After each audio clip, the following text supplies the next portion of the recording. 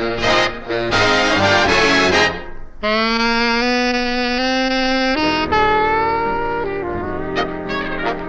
year is 1947, and a civil war is raging in Greece, involving the Greek government army inspired by communist beliefs and the Greek Democratic Army.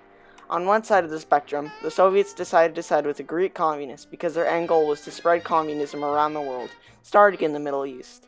On the other side of the spectrum, Britain didn't fund Greece due to the British financial crisis, and America decided to intervene then. Shifting gears into Turkey, the Soviets were also trying to pressure the people of Turkey by giving the Soviets a military base and transferring rights to them. Meanwhile, in Iran, the Soviets were pressuring the Iranian government into granting them their oil so the Soviets could take over the oil fields, which was another good reason for the US to get involved. Harry Truman soon gave a speech where he requested $400 million to aid Turkey and Greece. When he noticed the downfall of Turkey's political stability, he realized the main goal of the Soviets, and Truman was determined to stop their political and military ambitions. Included in his speech, he said, "I believe it must be the policy of the United States to support free peoples who are resisting attempted subjugation by armed minorities or by outside pressures." The Americans were getting frustrated by the Soviets causing so many problems in the Middle East, so they launched the Marshall Plan, also known as the European Recovery Program. In doing so, the plan successfully developed an economic recovery for Europe and restored the confidence of the people in the entire half of the Eastern Europe. But the Soviets saw the Marshall Plan really interfering with their end goal. Towards the end of the Marshall Plan, the Soviets interfered with Poland and Czechoslovakia from getting involved in the plan, despite them wanting to, which led to the beginning of the Cold War. And now, here's a speech from Harry Truman in 1948 regarding European aid. President Truman appears before Congress to urge immediate action on European recovery and universal training. To bolster the armed forces, he also calls for revival of the draft.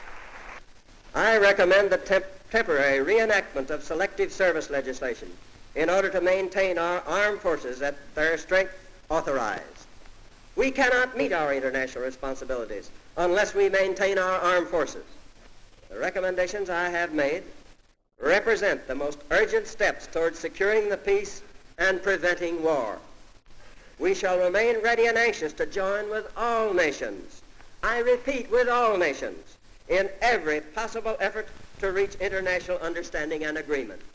The door has never been closed, nor will it ever be closed to the Soviet Union or to any other nation which generally cooperate in preserving the peace.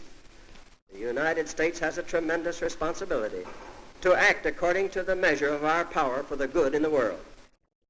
We have learned that we must earn the peace we seek just as we earned the victory in the war, not by wishful thinking, but by realistic effort. With God's help, we shall succeed. If the U.S. hadn't intervened when they did, many things would be affected. One of those things would be the protection of communists from many countries. The Soviet Union would probably be much more powerful too. The other thing that would be affected would be allies that the U.S. has in things like NATO.